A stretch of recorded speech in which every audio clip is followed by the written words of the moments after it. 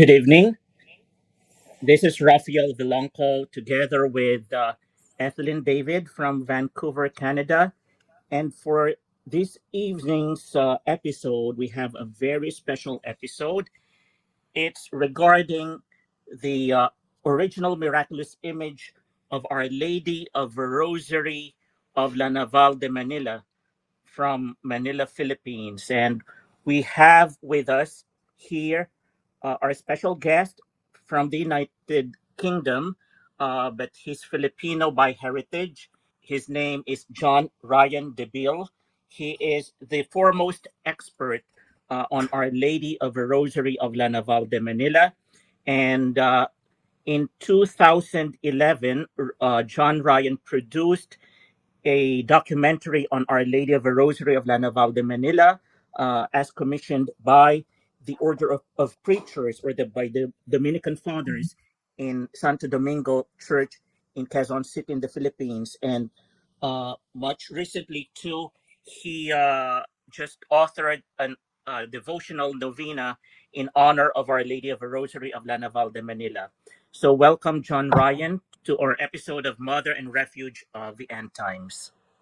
Thank you. Thank you for having me. So, John Ryan, can you please tell about Our Lady of the Rosary of La Naval de Manila? This being the Rosary Month, and also currently we are already in the eighth day, or the ninth day rather, of the novena to Our Lady of the Rosary of La Naval de Manila in Santo Domingo Church in the Philippines. So, so can you please tell us the history of Our Lady of the Rosary of La Naval de Manila? Yeah. Okay. So, yeah. Thank you for having me. This is really a very a topic that is really dear to my heart, and I mean, it's nice that you called me as one of the leading experts, but I really don't consider myself as a proper expert. Although I have this kind of enthusiasm to the history of Our Lady, more specifically with the more of the miracles of Our Lady. I won't consider myself as a miracle hunter, but I think it is good to actually dig out all those almost forgotten stories concerning Our Lady and actually bring them into the modern times and actually see those stories in a deeper lens and them being blended into how we see Our Lady in the context of her role in salvation history, especially on the titles of Refuge of Sinners, Help of Christians. And so I think this interest with La Naval, my interest to it came to a more historical, religious, and probably theological sense because you have also a different spectrum of La Naval where, in a way, the interest to it points to the cultural heritage of particularly of the miraculous image in line with the Philippine heritage. So they're also like huge experts when it comes to that. I would drop a name. He's one of the authors of the La Naval de Manila coffee table book. His name is Mr. Regular Detective, and he's actually written extensively about the cultural heritage and the religious iconography, the origin, the conception of the image. But I think what we will talk about in this live stream, this podcast today, is I would very much want to focus on, as I said, the history of the image. But again, we will unpick some of those miracle stories and see them in the lens of how they actually connect specifically to those promises that Our Lady gave to those who are devoted to the Holy Rosary. Yeah. Can I interject here, John? I would like to find out your devotion to Our Lady of La Naval.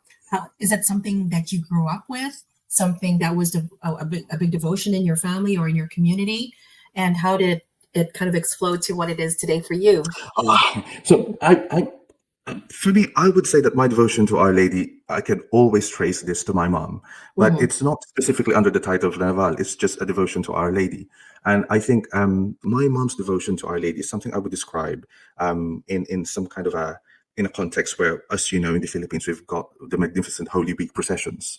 But when I was a kid, I've always wanted to be ahead of the procession. I want to be in the first in line because I want to see those statues, the images come back to the church, and I want to see them coming in.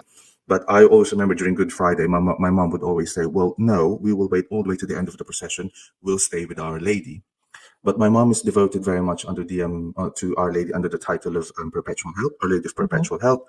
But then when I entered Colegio de San Juan de Letran in Calamba, which is a Dominican school, Letran Manila, Letran Calamba always hosted this annual visit of a replica of La Naval, the La Naval image, and so pretty much the knowledge and the interest that I've had about La Naval started right at the beginning when I started my time in the Dominican school, albeit in a seed form.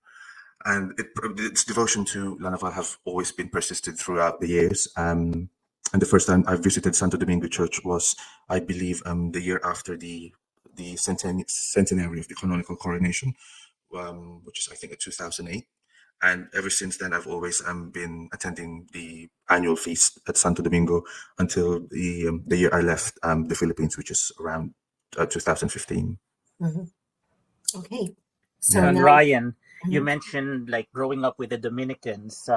Both of us, were raised and educated by the Dominicans. Just like you, I'm also an alumnus of Colegio de San Juan de Letran, but in Intramuros, Manila, and in college, Yeah. from grade school up to high school, and then in Yeah. college, I studied at the University of Santo Tomas in España, Manila. So I'm Dominican, like you all the way, so like Yeah. you, I also grew up with the devotion to Our Lady of the Rosary of La Naval de Manila. So she's our queen, for us who grew up with the Dominican fathers, Yeah. So, and we owe to Our Lady of La Naval, our deep Marian devotion and our fidelity to the Holy Roman Catholic faith, So if not for Our Lady of La Naval, we wouldn't be on this, like for myself, serving Our Lady and our Lord in this capacity. So, yeah.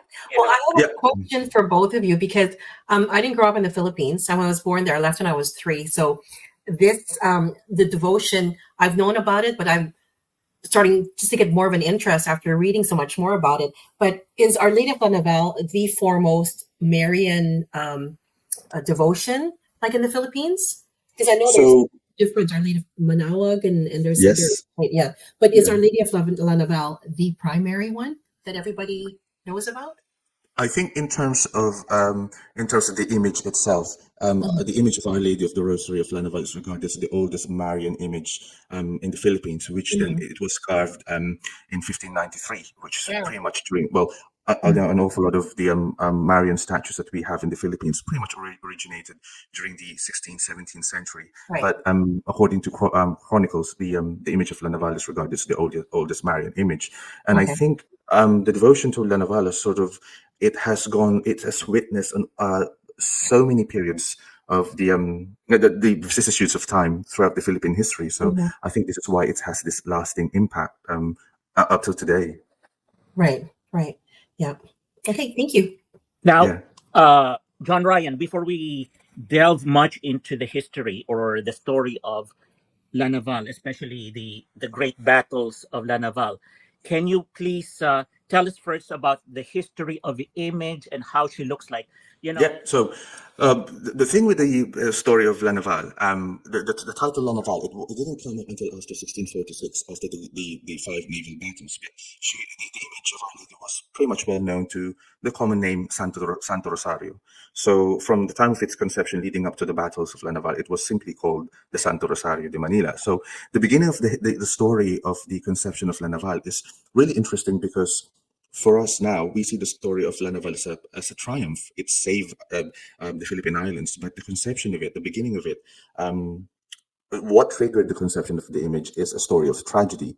So it was around, again, in the month of October. It was on the month of, so it was October 1593. So the then Governor General of the Philippines, his name is Don Gomez Perez das Marinas. He's always wanted to do this military campaign to take over the Moluccas Islands, the Spice Islands, and so he's already planned this for a long time. And so he managed to gather this huge fleet, and then he sent his son ahead of the expedition. However, tragedy struck in that expedition because Don Gomez have actually conscripted an awful lot of Chinese rowers for his galley, and initially he promised them that they would be treated nicely. But then Don Gomez was known for his fiery temper. And then when the galley didn't manage to proceed, when things didn't go according to plan, he threatened the Chinese rowers that he would cut off their hair, which is part of their culture. And so when night fell, the Chinese rowers rose up in mutiny, and it claimed the life of the governor. So it was then, well, and this is the bit that is important on my research, because according to historian Argensola, when Don Gomez was killed by the Chinese, he knew that it was his last moment. So he immediately grabbed the prayer book of his order, the Order of Santiago. And this is the interesting item that he also grabbed. He grabbed an image of Our Lady, and clasping the prayer book and an image of Our Lady. That's when he died. And so this vivid picture of how Don Gomez died, it was later, by the looks of it, judging from the historical evidences that I've gathered, it must have been relayed to Don Luis, who then assumed the governorship of the Philippines at that time. But then even then, Don Luis's ascension to power was also, there was kind of a trouble of who was supposed to succeed Don Gomez. But eventually they found out that the royal order named him as the governor interim. But then this is also the specific thing that happened. A few days later, the Chinese fleet arrived in Manila, and they were surprised that the Spanish fleet was there, because they were under the impression that they were going to sail to Spice Island, which then obviously stopped because Don Gomez was murdered. And so if we look at it in the sphere of divine providence, it's almost as if this tragedy was sort of was allowed to protect Manila, because had the fleet has gone to the Spice Islands, the Chinese fleet would have probably taken over Manila. And so understanding it in my research, we now could actually come into a conclusion on what was the motivation that Don Luis had when he requested the carving of the miraculous image. Number one, it serves as a memorial for his father, Don Gomez, who, as the historical narrative said, he died clutching an image of Our Lady. And it was known that Don Gomez, when they were back in Spain, has had deep devotion to Our Lady, because he was already friends with the Dominicans. You can tell that the Dominicans have got this, they have an impact when it comes to devotion, spreading devotion to Our Lady. And there's no doubt that Don Gomez's devotion to the Rosary, he passed it on to Don Luis. And I truly believe that he ordered this image, apart from memorializing his father, as a way of thanksgiving for him for him having taken control of the islands peacefully, and actually in a way protecting Manila from the Chinese threat that suddenly turned up in Manila Bay a few days later. So so the image was carved by a Chinese artisan, and there's this enduring legend that apparently, as the Chinese was carving the image, it was made of ivory, that the image actually spoke to him, telling him, "Don't hit me too hard because it really hurts." So obviously that is a legend that has sort of enveloped into the history of La Naval, although obviously that wasn't mentioned in the historical chronicles by the Dominican father Diego Duarte, to whom we actually got an awful lot of information about the La Naval history. And so the La Naval image was enthroned into the second Santo Domingo church, because the first one collapsed. And then they rebuilt the second one, and that's where they enthroned the image of Our Lady that was donated by Don Gomez. And from there, in that shrine, that's where, in a way, Our Lady sort of presided over the fortunes of the Philippine Islands, which we will discuss further. Now, John Ryan, I know there are a lot of miracles attributed to Our Lady of the Rosary of La Naval de Manila. Mhm. One that stands out from your documentary and from the history, from the various articles that I've read throughout the decades, even when I was a student in Colegio de San Juan de Letran, is that Our Lady of the Rosary of La Naval de Manila, you know, uh, there is this incident that when the camarera, the caretaker of the image, was about to change the garments, the vestments of Our Lady and her regalia, she noticed, mud on the hem of the dress and the cape of the image of Our Lady. Can you please tell us about that? and also how credible or is this incident or this story of the muddied dress and veil of Our Lady of La Naval. Okay, so this is the miracle that I would say that has propelled the reputation of Our Lady of the Rosary of Manila. This event that happened in 1613. So the story goes, so at that time, it was also the month of October when, so the thing with the image, it's important to know that the image of the rosary, for those who will be listening to the podcast, it is not just a wooden statue. It is what they call as the vestir imagen, which is an image that is being vested. So the head, the hands, and the image of the bambino, the Christ child, is made of ivory, but the rest of the image is made of wood, and it is made in a way where it can actually be vested. So, which you will see on the internet how it looks like. So, according to the annals of the miracles, so it was on the 7th of October, I believe, the camarera or the caretaker of the image. She went there by the name. Her name is Doña Ana de Vera. She was with other ladies who were supposed to help her. So she's got this habit of changing the vestments of the image according to the liturgical seasons of the year, especially if it's her feast day. So when they're about to change the vestments, they saw that the lower skirt of the image, well, the skirt of the image, it was actually wet, and the hem of the skirt was covered in mud. And also, when they turned their attention to the image of the child Jesus is wearing these gold sandals, and they noticed that those gold sandals has got scratches, and it was also covered in mud. And so the women who went into the room where they're supposed to vest Our Lady, they were just perplexed because they were thinking, what's happened to the image? And it was interesting because according to the narrative, Doña Ana de Vera herself, in a way, spoke to the image and said, "Oh, dear lady, where have you been? Where have you gone?" And turning to the image of the child Jesus, she then said, "Have you been lost again as you did in Jerusalem? Have you been gone away for 3 days that your mother came looking for you?"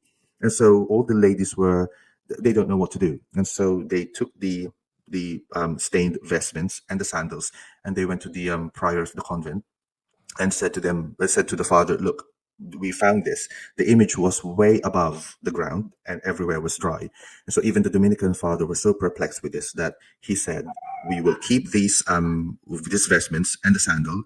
And he's sworn all the ladies into secrecy, and they said, "We will pray to God and we'll let God tell us what's happened here."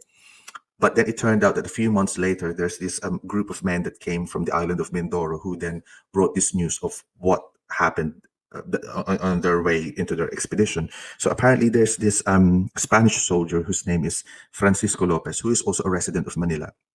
So at the time that Doña Ana was about to change the vestment of the image, the Spanish fleet left Manila, and on board of it is this Spanish soldier called Francisco Lopez. And by all accounts, according to the chronicles of Father Eduardo, he is a person he doesn't have a very good reputation. He was known as a gambler, a profane swearer, and he's just up to no good. However, and this is what Father Eduardo was saying, despite of his wicked ways, he was a persistent devotee of Our Lady. He never lets his bad habits get into the way of him praying the Rosary. He would always go to Santo Domingo and he will recite Our Lady's Psalter. And so when they got on board the ship and they were about to go to this expedition, what happened was their fleet encountered a terrible storm, and their ship was wrecked, and they managed to flee. They swam on shore, but then most of their crew was made up of native Filipinos who then tried to escape because at that time they were shackled into the galleys. It's pretty much like if you've seen the film Ben Hur. That's pretty much how the Filipinos were before. And so the Spanish soldiers chased the Filipinos, but then what the Filipinos did is they climbed up the mountains and they tried to push all these huge rocks over the Spanish soldiers. That then resulted to the soldiers being killed all of them died except from Francisco Lopez. What happened then is, according to the chronicles, he fell from a great precipice and he landed into a mud, and he was in an awful, horrible state, and he was paralyzed. He's sustained a lot of fractures. He's cut his finger, and he was literally in that in the beach, immobile. And so, as he lay there, he was meditating on his life. And this is a very crucial thing, which I think I would like to expound more. And this is where I would connect it to the promises of the Rosary. Francisco Lopez has said that at that moment, he thought of his bad life, and he prayed to Our Lady and begging Our Lady that not to let him die without being confessed. And so he kept on and praying. And according to the miracle, to the annals, he was just decaying as he languished in there. Now, far away, there's this ship that is supposed to be passing where the whole incident happened, and for some weird reason, the ship won't go. The ship won't carry on sailing because there's this wind that is countering them. It's almost as if the wind was trying to stop them, and so they did stop, and they embarked into the island. And then they found all these dead bodies in Mindoro. It was specifically in Mindoro. And then as they were going through that scene, Francisco Lopez then, according to the narrative, suddenly felt this sudden strength pouring into him. And then when he heard the men around him, he got up despite of all his fractures, and he said, "Thank God I can see Christians." And so the Spaniards and the other Filipinos went there, and they found this horrible, disfigured person, and he was already covered in maggots. And so he said, Francisco narrated to them that, "Look, I've been praying all this time, and actually Our Lady showed herself to me, and she looked after me all this time." And so the Spanish soldiers and the Filipinos were so shocked because they said, "How long have you been here?" And so when he told them the date that the ship sank, then they told him that, "Francisco, you've been onto the shore for 13 days. So he was there on the shore without food, without drink, horribly injured, and he's literally rotting away. And apparently the chronicle said that when the Spanish soldiers wanted to take him to the boat so that they can treat him into the galleon, the Filipino natives were like, "You're not bringing this carcass into the boat, because if you do, we'll run away." And they realized that Francisco is beyond help, and so they called a priest, and it was a Franciscan priest. And Francisco then asked to have the last confession and to receive the last rites. And before everyone, he asked forgiveness for his bad examples in life. And then from that moment, he died. And so when they took his body and they put him to the boat to be buried, they had this blessed candle from Santo Domingo, candle for the dead. And they actually noticed that when they were lighting the candle and they placed it on top of the body of Francisco Lopez, even though there was this terrible wind that was still going in their surroundings, the fire never blew away. And by the time that they managed to bury Francisco Lopez down to the bottom of the sea, that's the only time that the flame extinguished. So everyone there were obviously, they have this belief that Francisco was saved by Our Lady, not by in body but in soul, because he was allowed to have this last confession before he died. And so this news erupted in Manila when that group of sailors went back to the capital, and everybody clamored and asked the Archbishop of Manila to investigate this miracle. So obviously at that time, Doña Ana de Vera, the ladies who discovered the mud-stained skirt of Our Lady, they were keeping quiet about the secret because they were asked to do so by the Dominican priest. And so a formal inquiry was called by the Archbishop of Manila then. It's Archbishop Miguel Garcia Serrano. And they collected testimonies from 10 witnesses. And this is the interesting thing where you would understand that the church is they're not they don't easily promulgate miracles unless they're actually sure. And this is where they've put someone as an opposing counsel to serve as the devil's advocate for this miraculous event. And the opposing counsel said, "Well, how is it that you're now clamoring for this incident to be declared a miracle when this miracle has happened 8 years ago?" But then they interrogated all the witnesses, and eventually the mud-stained skirt of Our Lady and the the child Jesus was brought out, and then eventually they came out to the conclusion. The local ordinary said this is definitely a miracle, so it was declared a miracle. And this is not known by many people, but Santo Domingo then was celebrating this very miracle on the second Sunday of May. So apart from the second Sunday of October, where we celebrate La Naval, there was in the past an annual celebration of this miracle of the miraculous skirt, where it was regarded as a relic. It was enshrined into this silver plaque etched with the monogram of Our Lady, and it was exposed to the people for veneration. And it was done every second Sunday of May. And it's a shame that we don't have that miraculous skirt now, because it was destroyed during the Second World War. So that is pretty much that. That is I would say, the miracle that has propelled the saga of La Naval, and it just became even more widespread. And since then, Manila almost became became a second Lourdes, because then miracles started multiplying, which I will then discuss furthermore. Wow, amazing. Yeah, and if I can tie it up, so I'm going through the list of the 15 miracles of Our Lady, 15 promises of Our Lady to those who are devoted to the Rosary. She says here, those who recite my Rosary devoutly, applying themselves to the considerations of its sacred mystery, shall never be conquered by misfortune. In his justice, God will not chastise him, nor shall he perish by an unprovided death. And that is literally what happened to Francisco Lopez. And I think this is where, and this is what I would also like to share to those who would be listening to this video, is that we love us, and there's nothing wrong about airing our dirty laundry to Our Lady, but we have to understand that the ultimate goal is really, well, reaching heaven. And it is really important that we actually cling to her.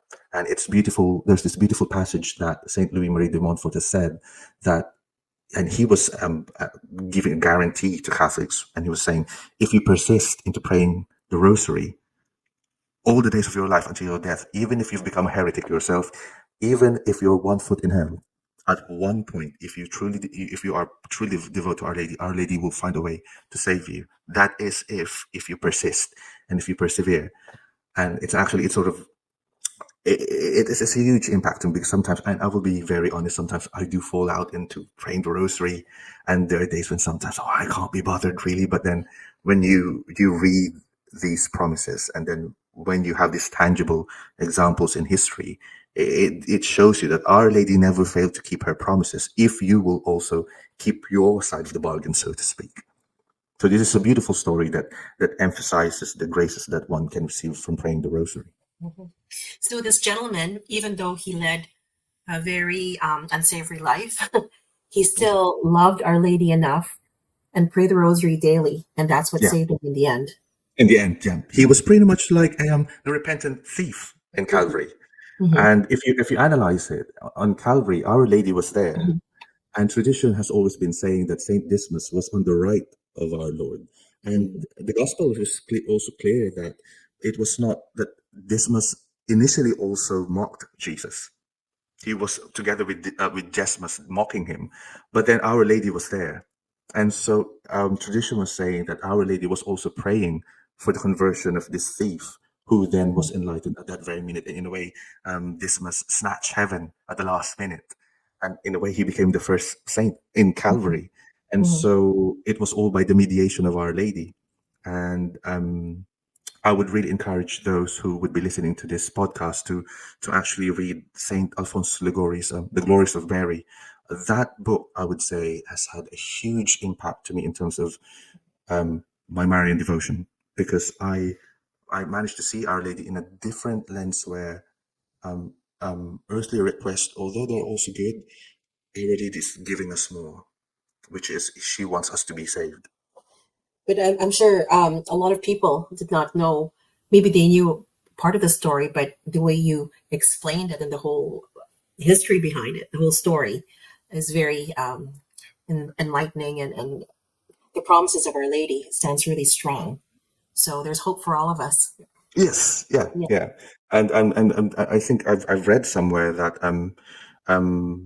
even if someone has already abandoned Christ, and we're not being encouraged to do that, obviously, but they're saying that if someone has abandoned Christ but never abandoned Our Lady, because she always finds a way to get you back. So let's go to the five great battles of La Naval de Manila, which for some people would sound like the Great Battle of Lepanto of October 7, 1571. So can you please tell us the story of the five naval battles of La Naval de Manila? So it happened in the year 1646, and at that time, Spain and Netherlands were at war, and so the Dutch army has established their fleet in the south of the Philippines in what's now Jakarta, and they have also at that time invaded Taiwan. And so, look, if you figure out the map of the Philippines, pretty much the Dutch were already encamping on the north side of the Philippines and at the south of the Philippines. And so, in the previous year, 1645, Manila was utterly destroyed by this violent earthquake on the feast of Saint Andrew the Apostle, and so they call it the San Andres earthquake. And Manila was utterly leveled, and an awful lot of people died. And at that time, another earthquake happened on December 1645. And then 2 months later, around February, they've heard of news of Dutch fleet harassing somewhere around Ilocos and Pangasinan. And then eventually the Dutch have actually made this decision of invading the Philippines. So they've made this ultimate decision of, we will be sending our entire forces in the Philippines and just oust the Spaniards once and for all. So from the north, from Taiwan, they deployed five Dutch warships. They also deployed 7 Dutch warships coming from the south, and an additional of I think an additional of 5 or 3 ships. Pretty much, it will total to 15 warships of the Dutch. And at that time, as I've said, Manila was in a state. Um, the um, the armed forces of the Spanish were pretty much in ruin. And Manila was the city was leveled. But then this is the interesting thing, because the Governor General at that time has made this speech to his men, and he said, "Look, this what happened to us. In a way, it is God's punishment, but we should never lose hope. And so, with this threat that is heading down to us, we should actually go out and meet them, and we should entrust ourselves to Our Lady, that hopefully she will protect us." And so, the Spanish and the and their Filipino allies, that at that time were the Tagalog and the people from Pampanga, they all joined forces, and they managed to come up with an armed forces of 400 men of arms. And they've also requested the Dominican priests from Santo Domingo to act as their chaplain. And then they boarded the 2 ships. The ships were they only had 2 ships, and the ships were in such a bad state, because according to the chronicles, the ships were already worm eaten, and when they were trying to bring all those cannons aboard the ship, the planks of the ship were actually sinking under the weight of those cannons. And so they were thinking, how are we gonna fight the Dutch with this kind of ships? And so the commander of the general of the Philippines have ordered the men to constantly recite the Rosary every single day. And in Manila, and all the churches that remained standing, the governor also ordered for the Blessed Sacrament to be exposed nonstop until the campaign began. So the 2 ships left the port of Cavite on the Ides of March, 15th of March, 1646, and they went straight to the north of the Philippines, where they found 5 Dutch ships. And cut the long story short, they didn't expect to actually win the Dutch fleet at the end of the battle. And then they received this order from the Governor General that they should go somewhere through the Visayas region of the Philippines, because they have to await for the merchant galleon coming from Mexico, which then carries the food and supplies of the city. And they need that, because again, they were devastated by this earthquake. And then these 2 galleons found themselves cornered by 7 of the Dutch ships that was already stationed at that entrance of the Philippines. And so they were thinking, how are we going to come out of this dilemma? And this is the important part of the story, wherein, if you imagine the 2 ships, they're far away, they're far from each other. The governor, the captain of the Armada, the Catholic Armada, he then said that he asked everyone in the ship that we will make a vow to Our Lady that if we come out of this alive, once we get back to Manila, we will walk barefoot from the port all the way to Intramuros. Now, that would usually take probably 1 or 2 days, and they would do it barefoot. And so when the captain general asked to have their ship move closer to the admiral's ship, they were so surprised when they were about to communicate what the vow was. The second in command said, "That is exactly the vow that I've just told the men." And they were like, "How do you know that? Like word per word." So they understood that they were under this divine inspiration, because they weren't talking to each other. I mean, they don't know that someone's made this vow until they actually made the ship closer. And so at that time, the second battle happened providentially on the feast of Saints Peter and Paul. And so, according to the annals, it was the bloodiest of all the battles, because they were fighting 2 ships versus 7. And the amazing thing with that is they even managed to sink one of those ships, the Dutch warships. So they managed to sink one, and the Dutch fled. So the Dutch already only had 6. On the 31st of July, that was the feast of Saint Ignatius. The Dutch tried again, and even then, at that time, the Spanish Filipino Catholic fleet defeated them, and they sunk another one of their ships. And so the Dutch fled, and then the Catholic fleet went back to Manila, and then they fulfilled their promise to walk barefoot from the port of Cavite all the way to Intramuros. But then it didn't stop there, because you had the remaining squadron of the Dutch ships, which then was heading to Manila. So this time they armed those 2 ships again, and they encountered another battle near Mindoro. I think that was on the 14th of September, 1646. And then eventually the enemy got closer and closer to, they managed to defeat them on that 4th battle, but then the Dutch tried to venture to conquer Manila. And so they were literally outside Manila Bay near Corregidor. And again, another bloody battle took place. And only one vessel actually faced the 3 Dutch galleons, because it was carried away by the current. And again, they defeated the Dutch. And according to the annals, only 15 soldiers died on the side of the Spanish and Filipino fleet, whereas on the side of the Dutch, around 400 died, and they managed to sink 2 of their ships. And according to the testimonies that were gathered later on, is that they could actually see the ships already, like the wood of the ship, the planks were almost like sinking, and they just cannot fathom how they actually withstood the bombardments during the battle. And so testimonies were collected. 15 witnesses turned up, and they've sworn their testimonies. And they just, the church, once again, at that time, examined all the testimonies, the evidences. And eventually in 1652, the battles of Naval were declared a miracle by the Archdiocese of Manila. And since then, the promise that they made of walking barefoot from the port to the church, this is what came down to our history as the annual feast of Naval de Manila, where we are doing this grand procession, in a way mimicking what the soldiers did in 1646. And so, John Ryan, this is what we are celebrating today, Which this weekend. Yes. this is now what we'll be celebrating this Sunday, because although obviously in the new rite, the Feast of Our Lady of the Rosary is now moved to the 7th of October, when Pope Pius X has done the revision. In the past, in 15, I believe it was I forgot, but it was in 1500s when Pope Gregory, I forgot, is it Pope Gregory the 12th, when he instituted the Feast of the Rosary on the first Sunday of October.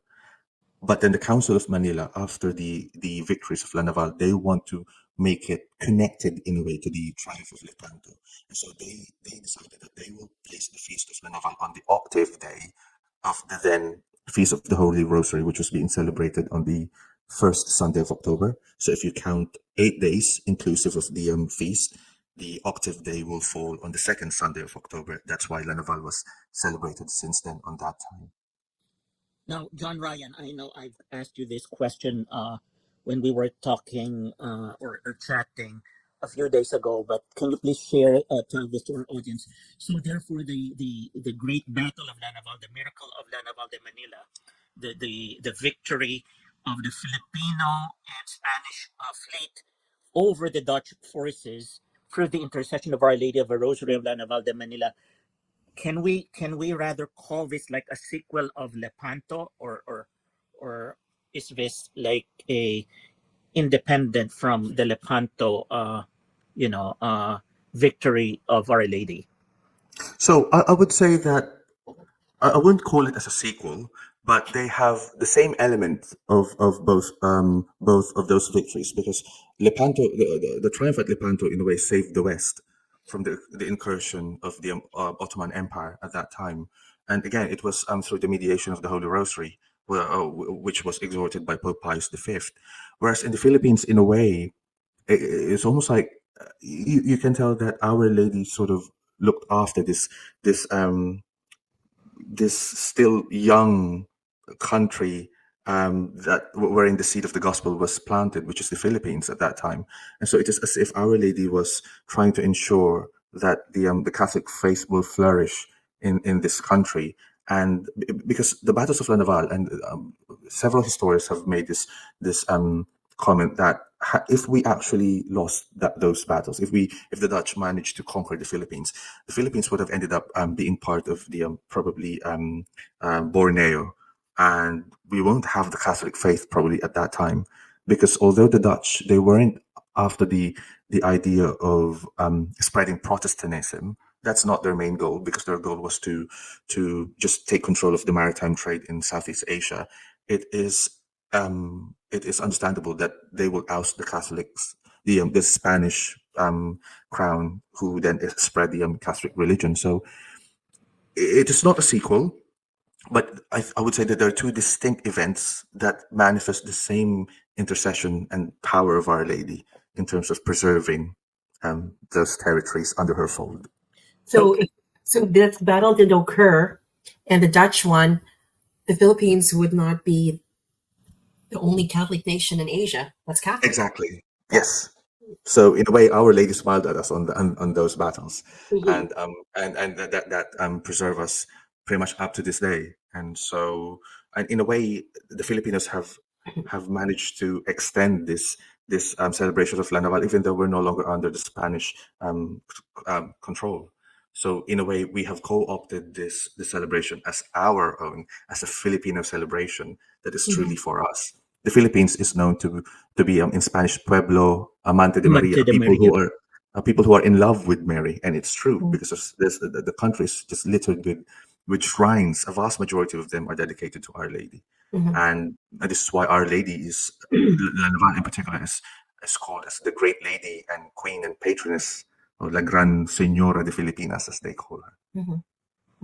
Was there also an incident during one of the battles where this big cloud came and just blinded the Dutch ships, or am I? That is in Lepanto.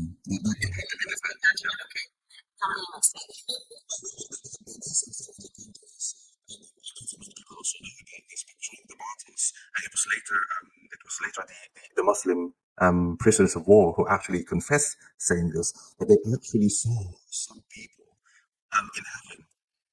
And there were actually one of them, and this is really specific, one of them was actually, no, two of them were holding swords. And then above it, there's a guy that is looking radiant and majestic. And it's almost like they were chasing them away. And then on the other side of the fleet, they also saw this lady who was holding a sword. And so they were like, okay, what are they saying? And then when they asked the prisoners of war to describe them, they then actually jumped to the conclusion, based on the iconographies, that it was actually our Lord, Saints Peter and Paul, and Our Lady who were there. So it's really, heaven was like participating into this endeavor of saving them at that time. Very good. Yeah. Powerful. Now, John Ryan, let's go now to the history of La Naval after the battles. Like, more specifically now, from the time when Our Lady was pontifically crowned by the mandate of Pope Pius The 10th. Yes, and also when the Second World War came, and the old Santo Domingo Church in Intramuros, Manila, was bombed by the Japanese, and the original miraculous image of Our Lady almost got destroyed during the bombing, but was saved miraculously. And then she was exiled in the University of Santo Tomas Chapel, and then she was transferred afterwards to her present sanctuary in Quezon City. Can you please tell history after the La Naval victory? So after the Naval victories, obviously the Naval festivities carried on. But then in 1762, there's something really unfortunate that happened. That was the time when the British Navy actually invaded the Philippines, and they occupied the country for 2 years. And so this miraculous image actually suffered a tremendous sacrilege at the hands of the British and the Indian soldiers. So it was the rape of Manila, as they call it, the looting of Manila. And so the British soldiers rushed into Santo Domingo and started looting a lot of like church candlesticks, everything that they could see precious. And then they went into the chapel of Our Lady, and at that time the image of Our Lady was already covered with glass, and they break into the glass, and they've stolen all the jewels that were actually accumulated from 1593 all the way till 1762. And those jewels were actually donated by people from all walks of life as their way of thanking Our Lady for all the miracles that they've actually received. And so all of those treasures were already carried off by the British at that time, and I don't know what happened to them really. So that's the tragedy that's happened at that time. But the image survived, although it sustained a few damages from the way I understood it. But then years later, it was enthroned again. And then eventually the Dominicans, in the year 1907, the Dominicans petitioned the Holy See, requesting for a canonical coronation of the image. Now, a canonical coronation, it's got this really important significance, because it's in a way where the Pope actually recognizes that this particular image has got a significance into the universal devotion of the whole church. And so the Pope Pius X, as Raphael mentioned, granted this canonical coronation, and Our Lady, the image of Our Lady, was crowned on the 7th of October 1907, and it's actually the first in the Philippines and the first in all of Asia. And so it was a huge thing for the Dominicans at that time, and for the whole country, of course. And it was a great day of rejoicing. But then the Second World War happened, and the Japanese have bombed Manila, and amongst the casualties at that time was the fifth church of Santo Domingo. It was really resplendent at that time. It looks like Westminster Abbey in London. It was in the Gothic architecture, and it was destroyed. And in the process, one of those that was destroyed was the miraculous skirt of Our Lady, and the other votive items in her chapel. However, the Dominicans were prepared, and they managed to keep the image of Our Lady in a vault. And once the fires in Santo Domingo have subsided, they did this ultimate decision of rescuing the image, and they were afraid that it was already destroyed, but surprisingly, it survived the conflagration of the church, despite of the intense temperature. And so they managed to retrieve the image and bring it to the University of Santo Tomas, and it stayed there, I believe, for 12 years, if I'm not mistaken, until such time that they've managed to relocate the new site for the sixth Santo Domingo, which is the present one that we have now, which is now in Quezon City. And from the University of Santo Tomas, they've done this magnificent procession where they took back the image of Our Lady and enshrined her back to the new shrine that is now Santo Domingo, where now all the devotees visit her every year. So that story is in a way beautiful, because even in the formative years of La Naval, it was in 1603, the second Santo Domingo was burned to the ground because there was this fire that broke out in Manila. And so it's almost as if Our Lady took some refuge at that time to a different church. It was with the Jesuits in Manila, until such time that the third Santo Domingo was erected, and so she returned again. So in a way, it's almost mimicking what happened in the past to the modern time. Yeah. So today she's in Quezon City in the Basilica Yes. there. Okay. Yeah. So what will happen is this coming second Sunday of October. So Our Lady has got a separate chapel in there. It's a side chapel on the if you're facing the altar, it's on the left hand side. But during the novena leading up to the feast, to the second Sunday of October, they build this Gothic baldacchino in the middle of in the center of the sanctuary, and that's where they actually elevate the image of the Rosary in some kind of a makeshift lift, in some kind of an elevator. So it will actually go up. You will see it on YouTube. And the feast is just perhaps one of the most glorious Marian festivities that we have every year. And people are flocking to the shrine, and more people are actually becoming becoming a devotee of Our Lady as they are discovering more about her. Mm-hmm. Is that when they also process the other saints? Yes, that's right. Yeah, that's right. Yeah, that's where they have the I believe it's, if I'm not mistaken, the 26, I think 26. I'm not maybe sure, but between yeah, 26 and 30 Dominican saints saints. Yeah, and yeah. escorting Our Lady of the Rosary of the Naval during So the procession on the second Sunday of October every year. yeah, and you can see it. It's just like a grand outward show of the love of the Filipinos to Our Lady, and in a way, it's sort of it's the modern day Thanksgiving that heralds all the way back, connects them all the way back to 1646. Have both of you or either of you been part of that procession? Is that Yeah. the one you're talking about, John Ryan? Yes, Okay. yes, And you Yes. too, Rafi? Yes, Okay. I Wow. Amazing. we experienced the Naval procession when we were growing up as students of Colegio de San Juan de Letran. For the years, especially during my grade school and high school years, we were required actually to attend the Naval yeah, procession. Because Oh, the okay. next day, the Monday after the second Sunday, they will actually there will be no classes, as long as you have attended the Naval procession the night before on the second Sunday of October. So it will be a day off, no classes the day afterwards, right, John Ryan? yeah, yeah. Yes. I So think you should visit the shrine at some point, Evelyn, because and you will see Our Lady. You will see how fervent the devotion is there, and you will just see it. I mean, it's, and I think seeing the image of Our Lady, it really gives this kind of impact where you can actually feel that you're actually before a queen, so to speak. yes. Yeah. Well, actually, she's dressed up like a literal queen. Like she was dressed up like the queens or the royal ladies in the The court Spanish court, of the Spanish court. Yeah. the Spanish court. During the 16th 17th century.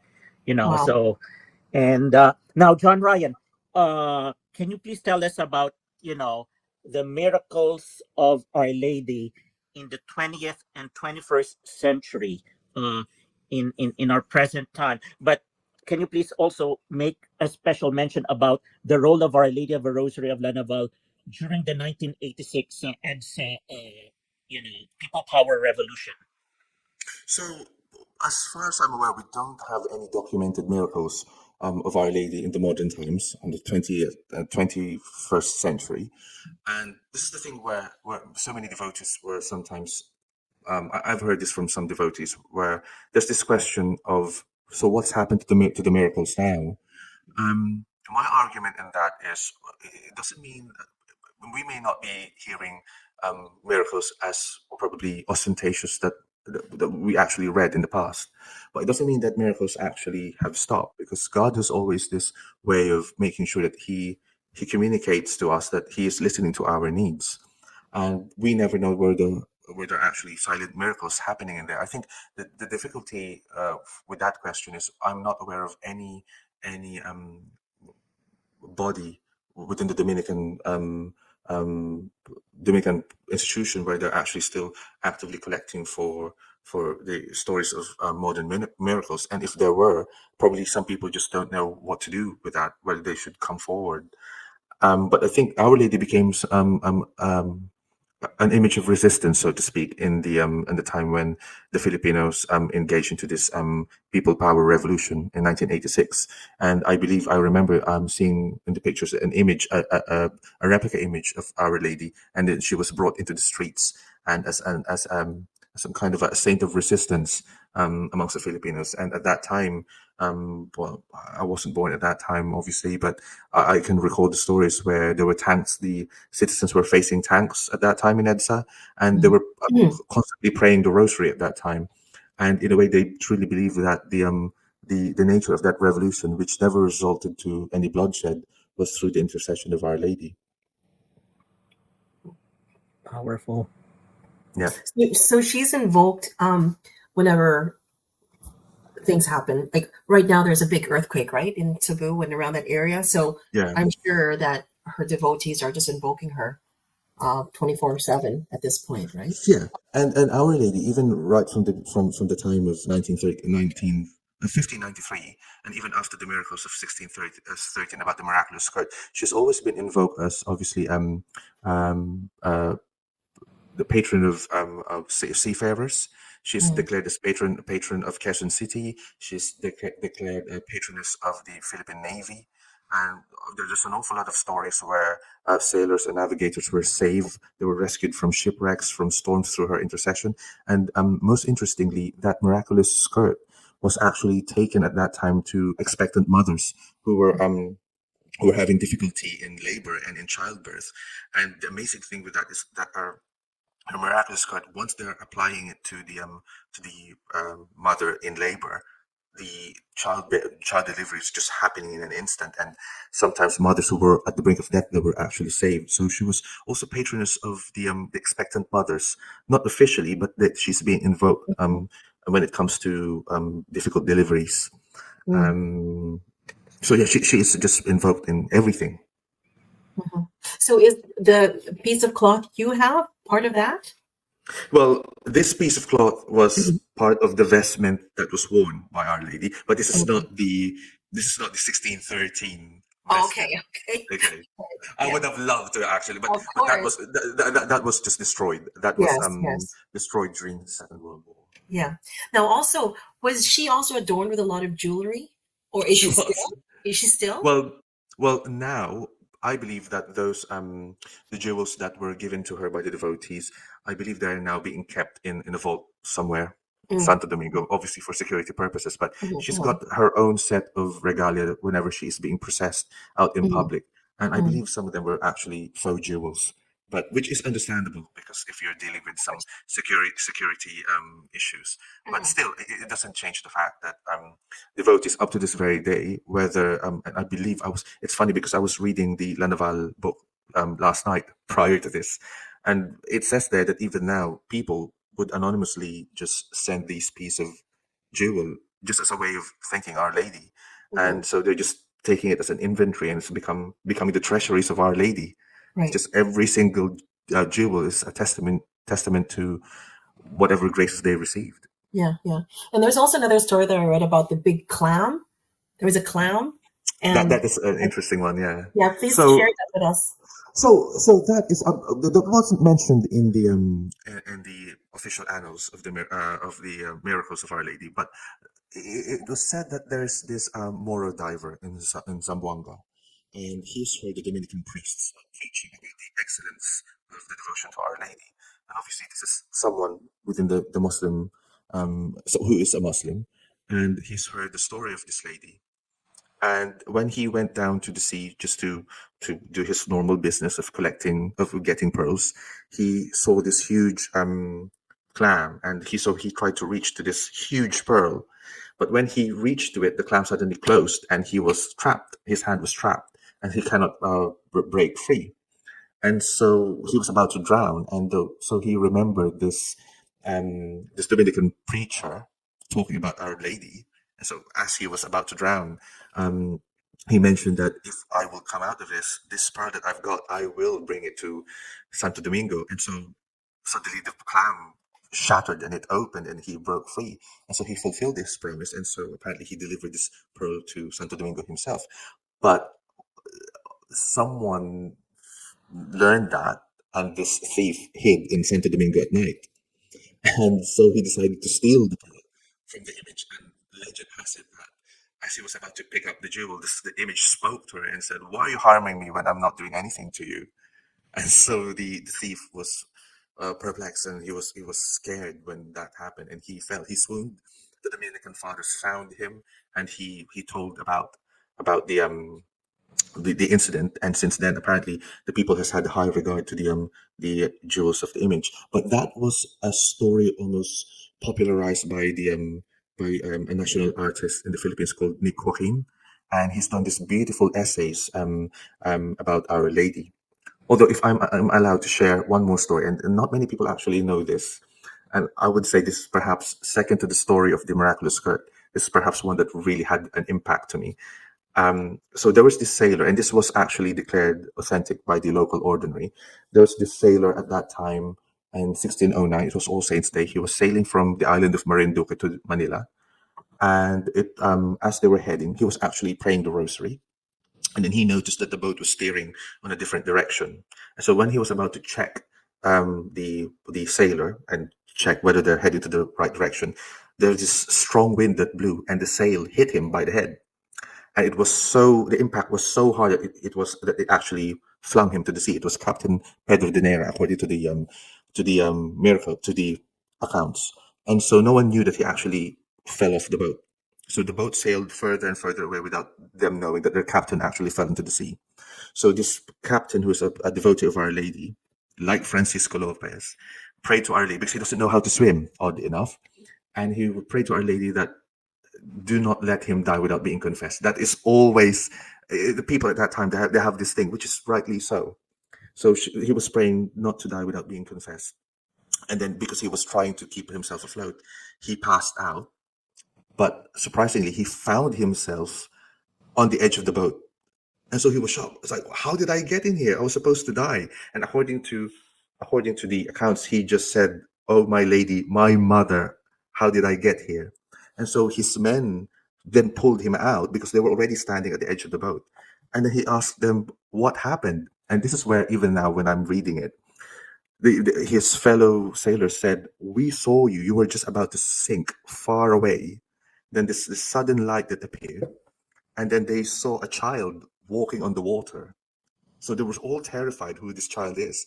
And then suddenly another person showed up, and it was the Chinese sailors who saw this person. It was a lady. So just as the Captain Nero was about to sink, this child, apparently, who was walking on the water, grabbed him by the hand, and he was still unconscious, took him by the hand, and the lady also took him by the hand, and all three of them walked to on the water, and they took Pedro all the way to the side of the boat. And at this time, the sailors were terrified because they don't know what's happening. And then as soon as they got the captain on the side of the boat, Our Lady and the child disappeared. And so Pedro said, "Well, let's go to Manila then, and I want to swear this. I want to testify this incident because I owe my life to Our Lady, and he's had witnesses." And so that was one of also the miracles that were attributed to Our Lady. That was before the Francisco Lopez story. Fascinating. Wow. Yeah. So during EDSA, there were tanks there, and this lady appeared, a virgin. You think that was her, Our Lady of Naval? It could be. I think for me, Our Lady is one, and obviously we venerate her on different titles, on how we are close to associate with her. But I mean, Our Lady has got this.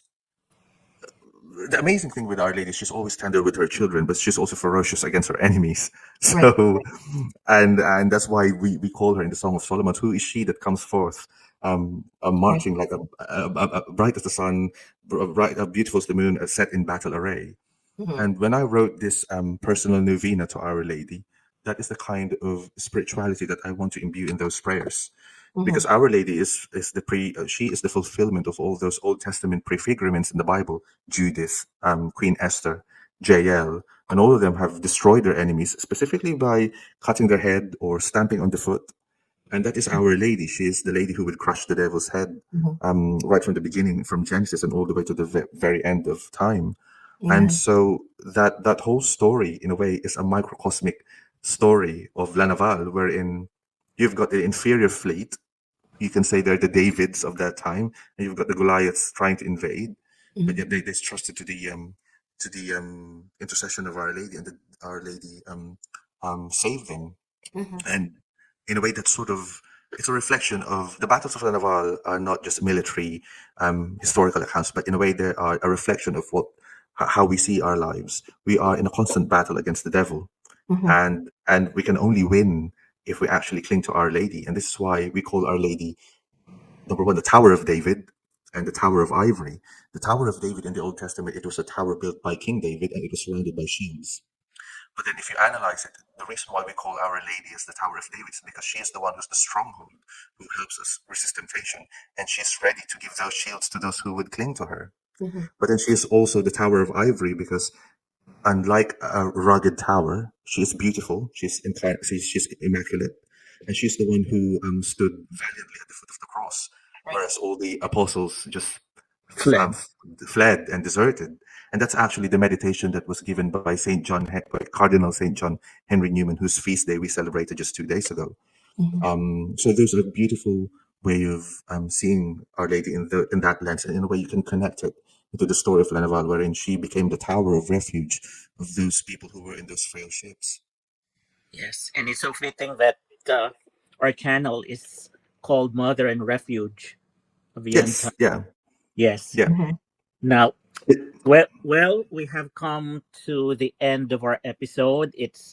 There's so much, to tell about Our Lady of the Rosary of Naval de Manila, and it's so fascinating, all the miracles wrought by Our Lady throughout the centuries.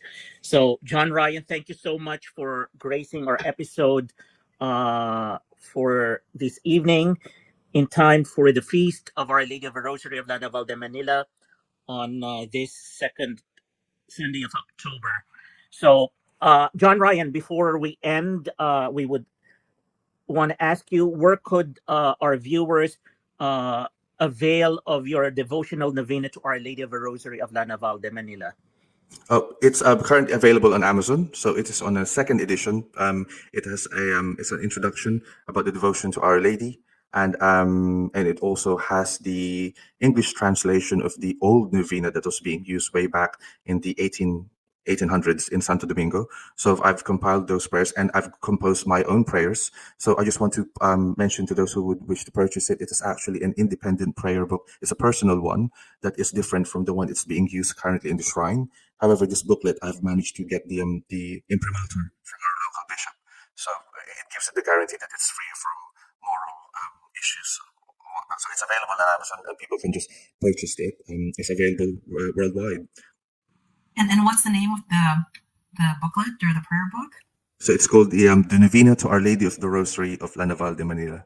Okay, thank you. Yeah, and I can post a link in here. Yeah. Perfect. And you're also in the process of writing a book, right? Are you? Yes, yes, I am. I'm in the process of writing a book, and I'm really hoping to actually get a kind of an approbation to the shrine. It's a good thing, and I would. It's really my intention to once that book has been completed, I would love to actually give copies of it in the shrine so that devotees can have access to it. I think it's important to bring out all these almost forgotten stories and analyze them and reflect on them on the lens of Marian theology. So I'm still working on it, and I'm actually really enjoying the process on this book. Yes. So, as our closing, as usual, let us invoke Our Lady, and we invite you, John Ryan, to please lead us into a prayer to Our Lady. Maybe if you could lead us a prayer, maybe coming from Yeah, your devotional booklet to Our Lady of Naval. yeah, okay. In the name of the Father, and of the Son, and of the Holy Spirit. Amen.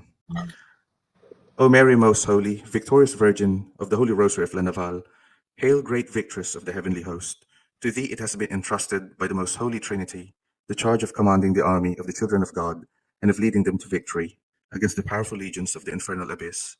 Unworthy soldiers that we are, thou have called us to serve under thy glorious banner, to fight the battle of thy Son Jesus Christ, armed with the sacred mysteries and the tender chain of thy most holy rosary, which join us to thine immaculate heart. O mightiest defender and refuge of the human race, we beg thee to stand at our side as we engage in battle against the accursed adversary who seek our perdition. O heavenly Lady and Admiral of the Christian navies, as we continue to navigate through the stormy sea of life, grant, we beseech thee, that by means of a fervent devotion to thy most holy rosary, thine elected arsenal and defense against the legions of hell, we may succeed in replicating thine ancient victories in our lives, to defy the waves of despair that seek to drown us, to cut loose the riggings that attach us to sin, to remain steadfast aboard the bark of divine grace, and to fight valiantly the assaults of the infernal enemy, so that, having taken shelter under the gentle sail of thy maternal protection, and guided by the stable rudder of the commandments of Christ, we may be delivered from the shipwreck of eternal ruin, and triumphantly reach the port of eternal salvation, there to be embraced by thee and thy most loving Son, and to receive from him the crown of eternal life. Amen. Amen. Our Lady of the Rosary of Naval de Manila, Pray for us. Glory Saint Joseph. Pray for us. In the name of the Father, and of the Son, and